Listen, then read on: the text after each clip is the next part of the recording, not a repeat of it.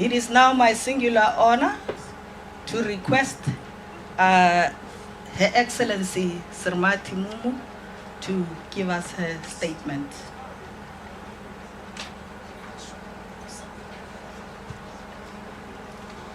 His Excellency President Boko, distinguished guests, ladies and gentlemen, Namaskar. I am truly delighted to be in this beautiful country at the invitation of His Excellency, the President of Botswana. I thank President Boko as well as the government and people of the Republic of Botswana for the warm welcome extended to me and my delegation, which includes our Minister of State Sri B. as well as two members of Parliament Sri PB-SHABD and Srimati D.K. Aruna. My visit marks an important milestone for our bilateral relations as it is the first ever presidential visit from India to Botswana. It also assumes significance in view of the approaching 60th anniversary of the establishment of diplomatic ties between our two countries in 2026. This morning, I had a very productive meeting with President Boko, followed by fruitful delegation level talks. Our discussions covered the full range of bilateral, regional, and global issues of mutual interest. We reaffirmed the deep and friendly ties between India and Botswana founded on shared democratic values and mutual respect. We agreed to expand cooperation in key sectors, including trade and investment, agriculture, renewable energy, health, education, skill development, defense, and digital technology. We witnessed the signing of an important agreement which will help in providing easy access of good quality and affordable Indian medicines to the citizens of Botswana. I also conveyed to President Boko India's decision to send essential ARV medicines as requested by Government of Botswana. We are encouraged by the growing participation of Indian companies in Botswana's economic development, particularly in the diamond sector. We have also agreed to strengthen collaboration in sectors such as agro-processing, pharmaceuticals, education, skilling, and capacity building. I conveyed to President Boko India's firm commitment to working closely with Botswana to further deepen our ties as well as India's commitment to expanding its partnership with the African region, including within the framework of India-Africa Forum Summit. It gives me special pleasure to note that Botswana is to reintroduce cheetahs in India under Project Cheetah. This is a unique wildlife conservation initiative of Government of India which aims to restore the cheetah to India's ecosystems. I must thank President Boko and the people of Botswana to agreeing to send their cheetahs to India. We will take good care of them. Later today, I will have the opportunity to address the National Assembly of Botswana. I also look forward to exchanging views with the Vice President of Botswana, Speaker of the Parliament, and other dignitaries and discuss ways to strengthen cooperation between our two countries. I am also looking forward to interacting with members of the Indian community here who act as living bridge between the two countries. Your Excellency, once again, I extend my sincere thanks to you for your gracious hospitality and welcome. I am confident that my visit will further consolidate the multifaceted partnership between India and Botswana and take it to new heights in the years ahead. Thank you.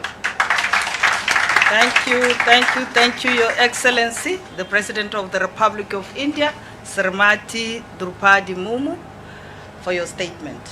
At this point in time, it is my singular pleasure and honor to invite the President of the Republic of Botswana, Advocate Duma Gideon Boko, to give us his statement.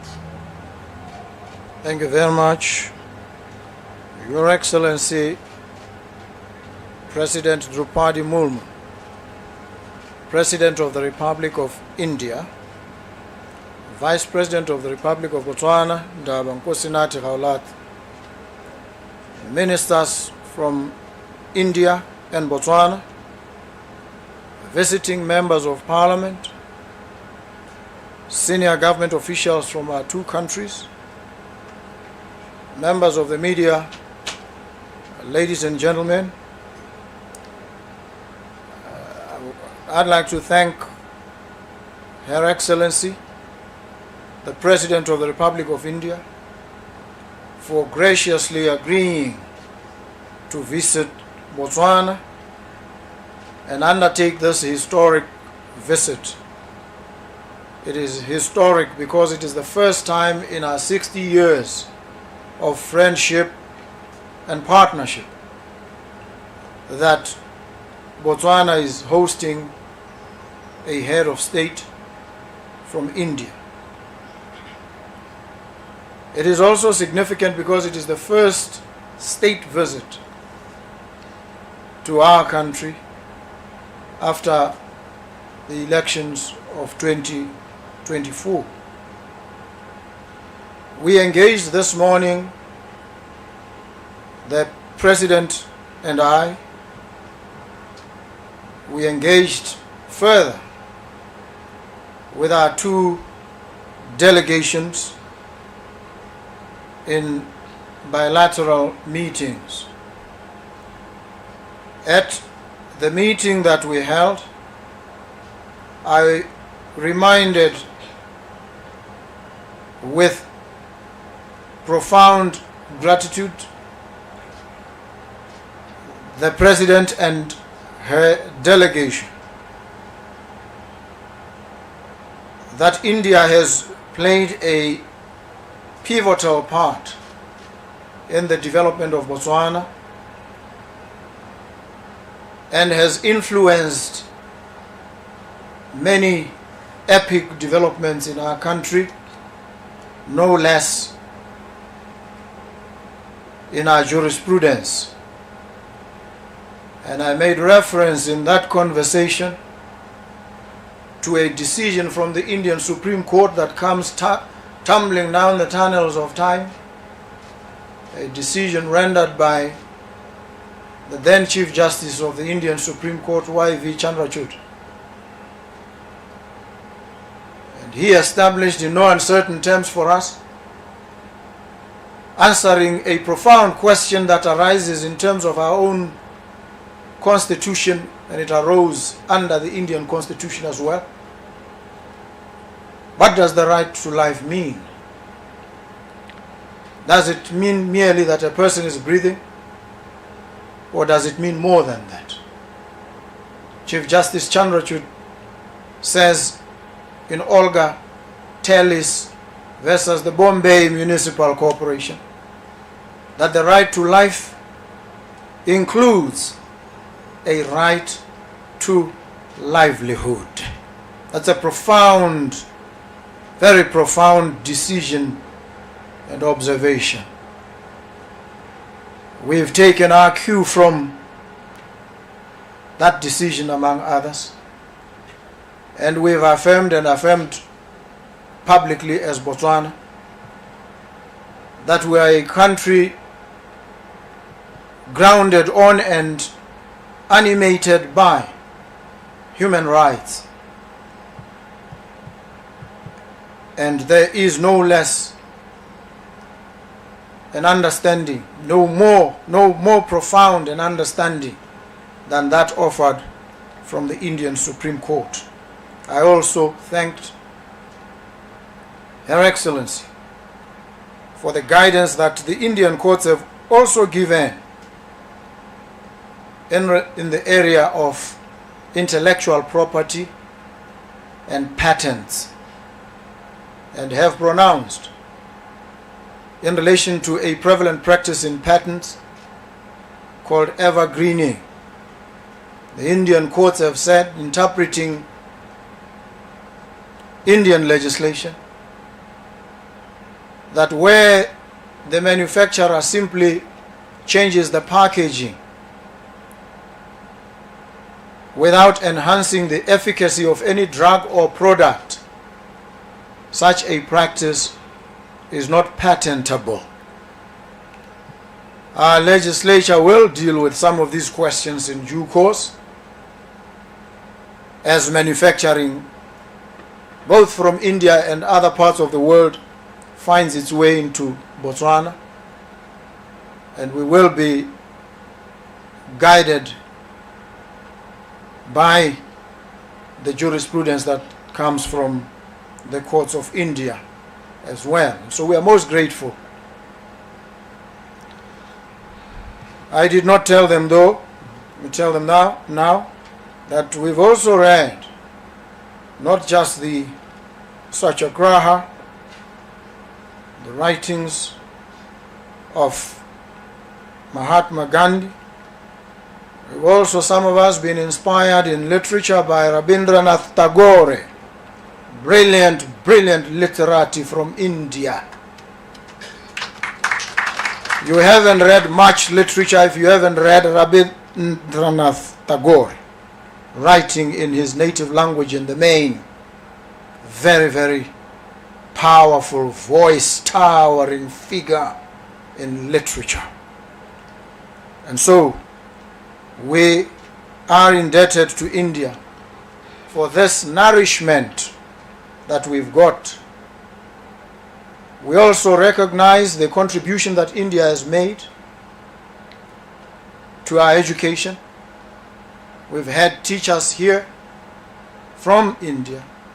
Many of us in this country were taught, especially in math and science, by Indian teachers. They were an inspiration. I recall that when I was at secondary school, I think I was doing Form 1, I had an Indian classmate, a guy called Sudipta Goswami, who I hear is a professor now, somewhere in an Indian university. And when we returned from the holidays, he brought a mathematics textbook from India, which he said was a textbook for a much lower level than we were at. And when I looked at the maths problems in that textbook, I realized they were problems we would only come across at Form 4, and they were for a lower grade than Form 1. And I realize now that India has invested heavily in training, rigorous preparation of its learners. And it comes as no surprise then that in most tech companies across the world, you find Indian expertise. We wish for that expertise to find its way here, as these Indian inventors and innovators internalize their inventions and skills in Botswana, so that they operate from here. They share and transmit those skills to us as well. We are grateful for the military cooperation that we've had with India, and the cooperation we continue to enjoy in health. We are humbled by the generous offer by Her Excellency of ARV medication to Botswana, which will reach us soon. We also applaud the signing of the Memorandum of Understanding on Pharmacopoeial Cooperation, which will facilitate ease of access and affordability to quality medicines from India. We are most grateful for this because it will solve a persistent problem in our healthcare, and we trust that the cooperation, the collaboration, the affinity between Botswana and India will grow from strength to strength. We've also made our modest contribution. We've given India 8 cheetahs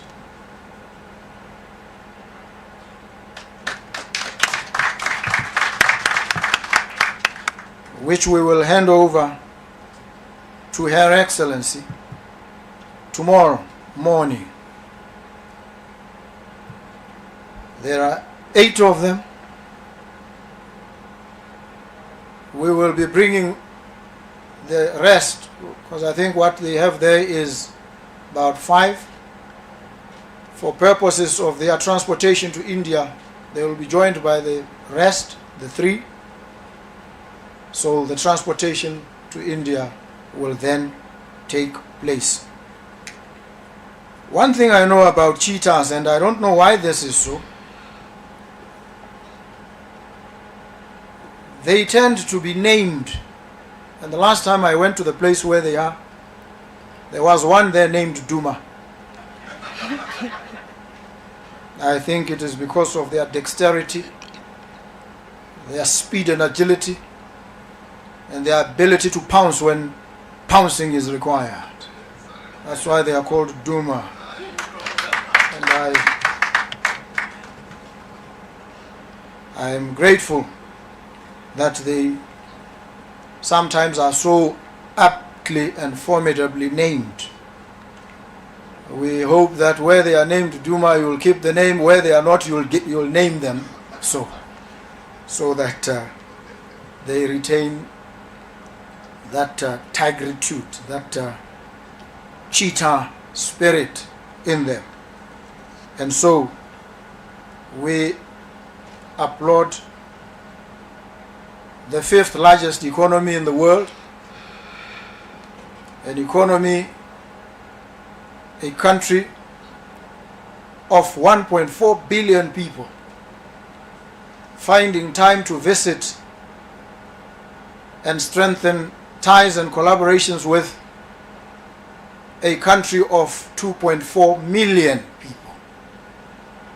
The great and epic strides that India has made in digitalization and bringing government services digitally to its 1.4 billion population must become a source of inspiration and a lodestar for us in our quest to digitalize our own economy and extend government services electronically, digitally, to the 2.4 million people that form part of this population.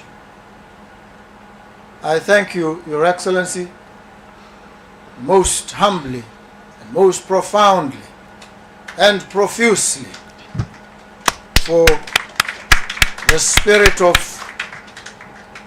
camaraderie, solidarity that you've shown to Botswana.